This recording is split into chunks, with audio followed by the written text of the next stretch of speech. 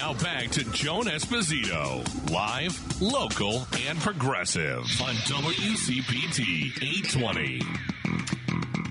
We have spoken before with Rich Logis, founder of Leaving MAGA, and you can look at the website, leavingmaga.org.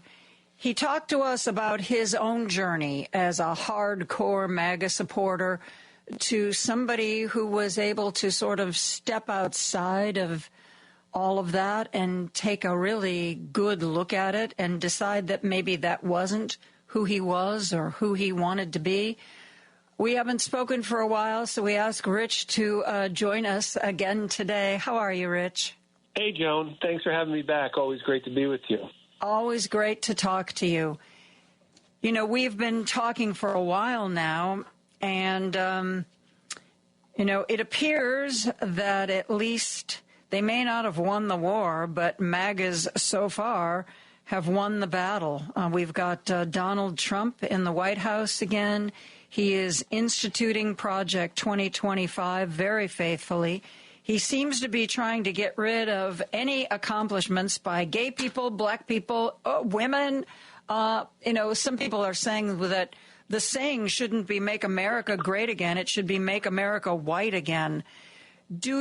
Are you still hearing from people who are leaving MAGA, and what are they saying right now? Sure. And let me offer some optimism, Joan, if I may, for listeners. Oh, please, Rich, please. You know, and I want it to be, it'll be genuine hopefulness and not just wishful thinking. But since I was last with you, we have added more testimonials of those who have left to our site at leavingmaga.org. Thank you for mentioning that at the outset. Undoubtedly, listeners have also seen more and more short vignettes of people who are expressing their regret and remorse for supporting Trump.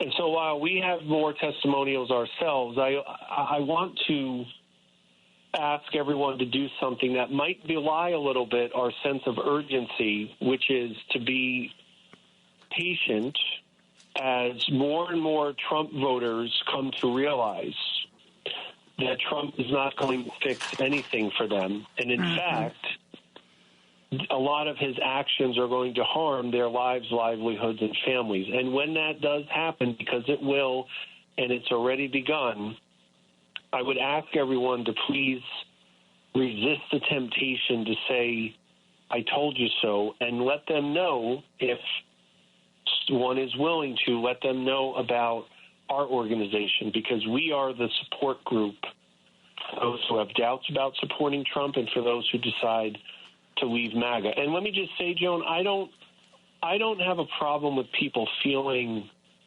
the consequences and repercussions of their choices. Well, that's, Rich, what I was just going to actually ask you about, because there is one train of thought that goes, you know, people voted for Donald Trump. They want what he's going to bring to the table.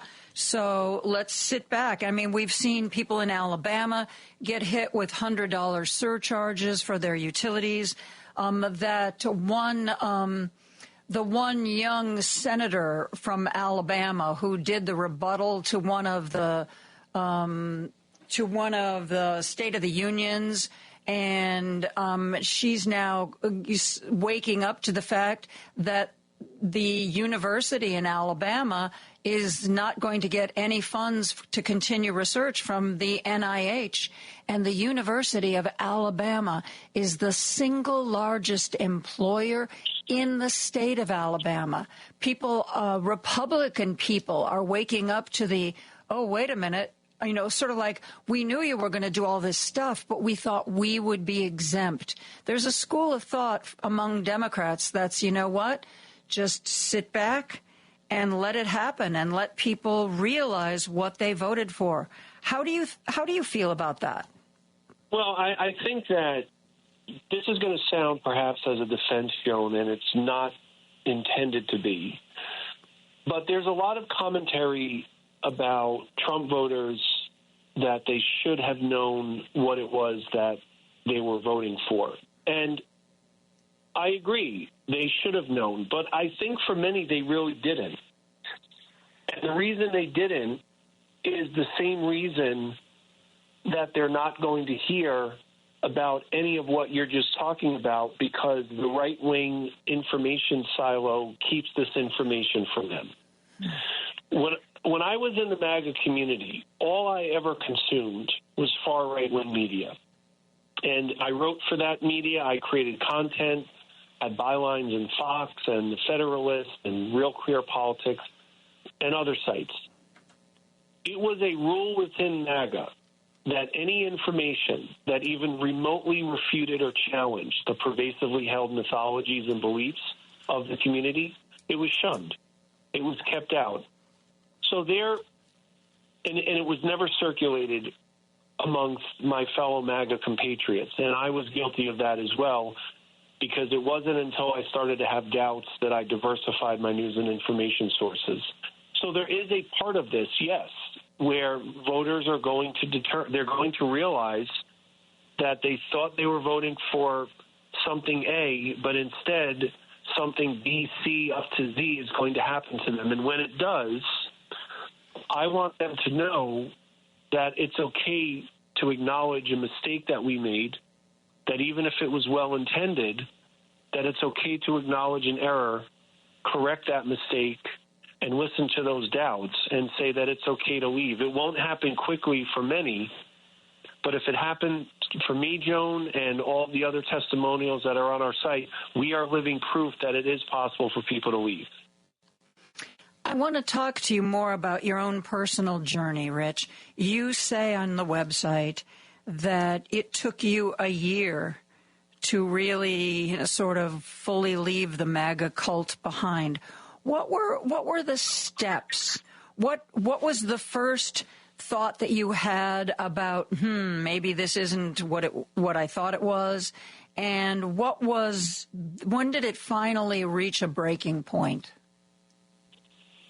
Sure, thanks for asking that, and it did take a year, and there are two primary reasons it took so long.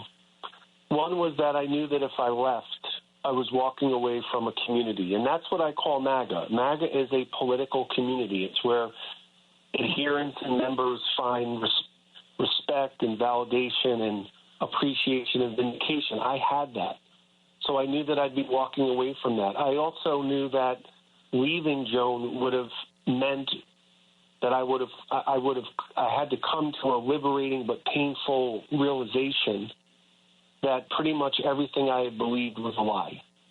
And not just one or two beliefs, but years and years of accumulated beliefs. And it was in this late summer, early fall of 2021 when my governor, Ron DeSantis, invited anti-vaxxers to his pressers. And when that happened, it confused me. I did not understand why he was doing that. I was someone who was not anti-vaccine. I admit that I didn't take COVID seriously in the beginning, but I did not think it was a bioweapon. When Ron DeSantis started talking about Fauciism and gave a platform to anti-vaxxers, it was like I ran face first into a brick wall. And it was at that moment when I started to diversify my news and information sources. And then I delved deeper into January 6th. It was not a day that I supported, but I thought it had been hyperbolized and made into a bigger deal than it really was by the press and Democrats and anti-Trump Republicans. And I went through the next year just having this ping-ponging emotionally and personally and politically, in which I was wrestling with this gradual reality I was coming to, that I could not support MAGA any longer, that it was not, when I came to understand better what it was, that I couldn't support it. And the final straw for me was May 24th, 2022. And that was the day of the Uvalde, Texas school shooting. And after that day, Joan, I quietly left MAGA. I only told a few people. I privately left. And when I did that, something was gnawing at me that wasn't enough. I was always very unapologetically public in my support for Trump. I I felt that I needed to reciprocate, and I needed to be unapologetically public in my renunciation of MAGA. And it was on August 30th, 2022, when I published a mea culpa. And in that mea culpa, I said that I was wrong, that I hurt others, and that I was sorry that I supported Trump, DeSantis, and MAGA. And the truth of it, Joan, is I never thought that anybody would care after I did that. And I instantaneously received messages from people talking about their friends and family. And I will admit that I was oblivious and naive to the fact that so many relationships have been torn asunder by Trump and MAGA. And it was something that I had to accept, to take responsibility for, that I had helped the president divide the country and pit strangers, friends, and family against each other. It's a powerful story, Rich. We're going to take a break, and when we come back, I want to talk to you about those of us who still have either friends or colleagues who are quite firm in the fact that they voted for Trump, and how to have conversations with them. I'm speaking to Rich Logis, founder of Leaving MAGA. You can find all about what he's doing and the stories of him and other people at leavingmaga.org. We're going to be right back after this. Don't turn that dial. A dangerous mistake to make. Joan Esposito, live, local, and progressive, returns right now on WCPT 820. I'm talking to Rich Logis, who used to be a very strong supporter of MAGA until he started realizing that some of what was happening did not fit with what he knew or what he valued. He left the organization. He has now created a website, leavingmaga.org, where other people who are either out of MAGA or are contemplating leaving MAGA can tell their stories.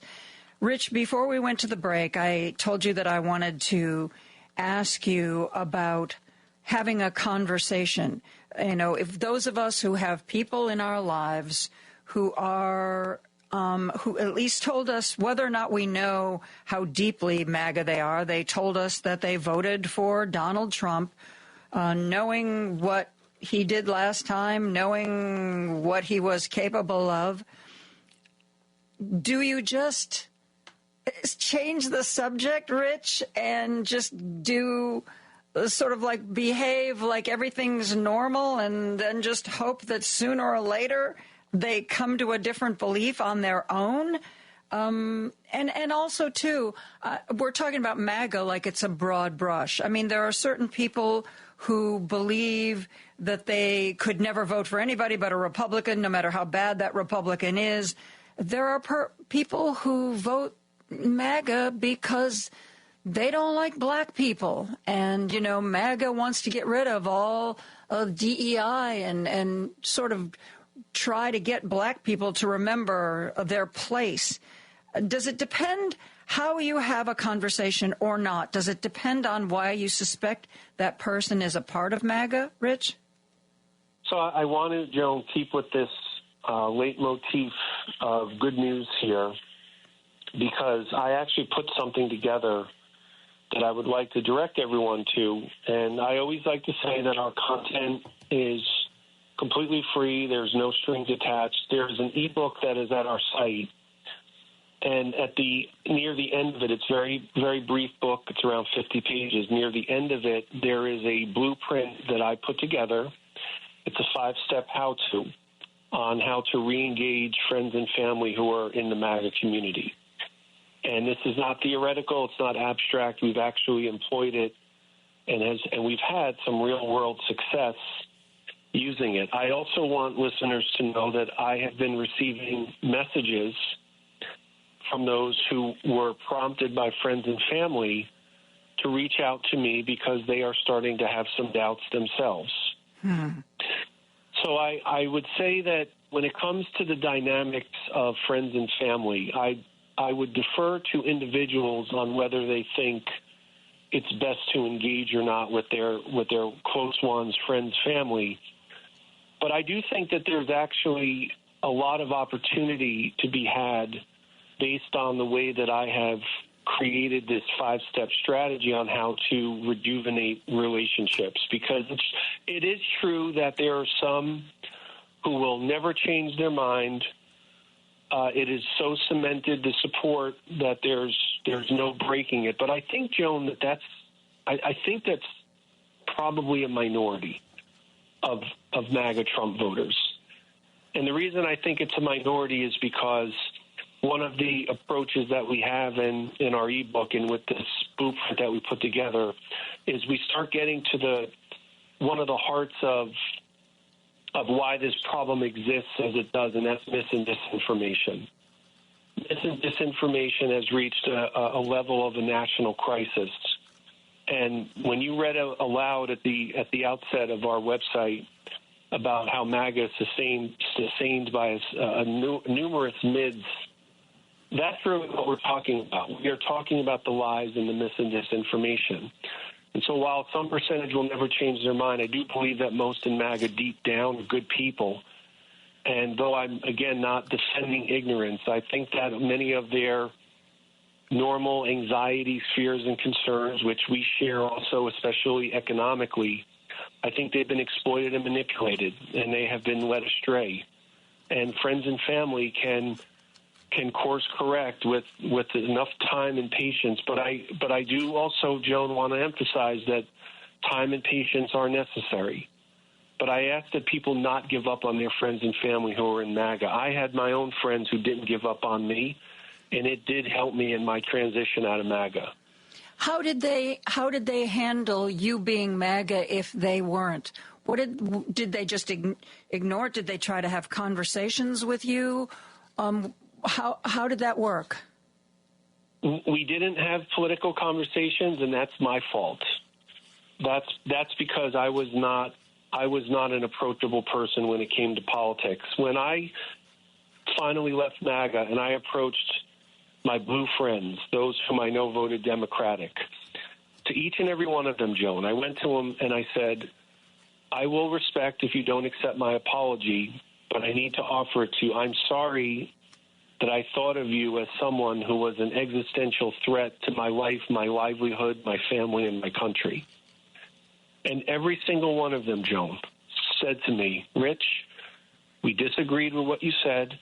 We didn't support what you supported, but apology accepted. And one in particular, Joan, someone who was very important to me during college, gave me numerous second chances I did not deserve, said to me, Rich, I always knew you'd come back. And Joan, I say that because that's what's possible. We have to be guided by some optimism and hopefulness and what is possible.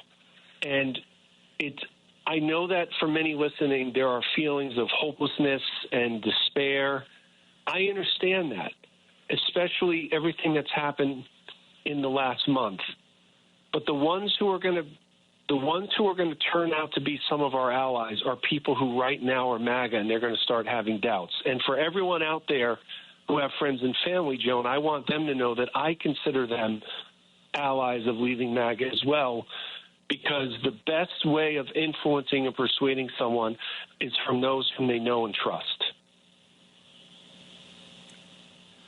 So don't try to get in knockdown drag-outs over politics.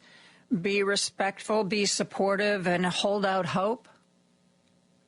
That's a great way of putting it. In fact, I'll add to it, any discussions about facts and policy don't work, right? We know that they don't work.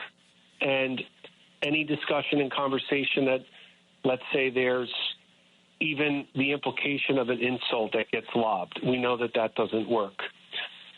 In fact, one of the parts of my strategy that we put together, which people can get at that ebook on our site, is there's a role play question and answer, which is when someone who is not a Trump supporter goes to another who is, and says, I want to understand your motivations for why you supported Trump. I don't think that I ever really gave you the time and respect of wanting to understand that. What people will discover is their Trump-supporting friend or close one will actually take the time to go over their motivations. And after that conversation, there's a flip side of it, which is the person who doesn't support Trump will then say to the supporter, okay, I understand your reasons. Do you understand why I have reasons opposing Trump?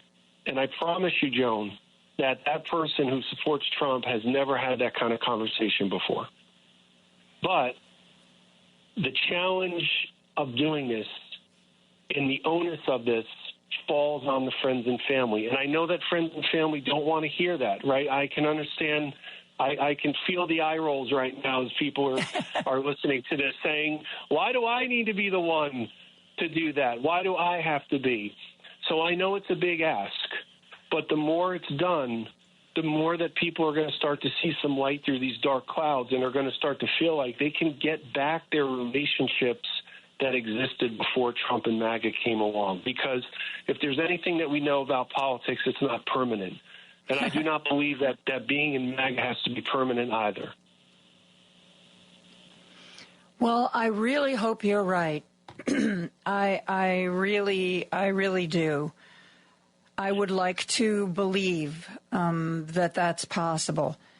And I do know that we're seeing more and more of that. You know, like I said, Katie Britt gave that response to Joe Biden, and now Katie Britt, the junior senator from Alabama, is kind of going like, well, wait a minute.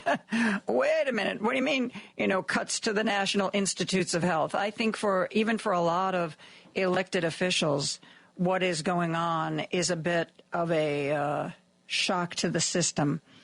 And, I think that how was it? Stephen Colbert from The Late Show put it, that people didn't like Trump in his first term, but they forgot that they didn't like Trump, and now they're going to have to relearn it. Would you say that there's some truth in that, Rich? Yeah, I think we just, as a species, we have short memories. We tend to be prisoners of nostalgia also. And my beliefs, I think there are two primary reasons why we lost in November. One is that mis and disinformation. Uh-huh. I think it's at a level of a national crisis, and even though I'm not going to say that the MAGA community is the only information siloed group, it is the most information siloed group in America. I can say that with confidence, having been in that community for 7 years.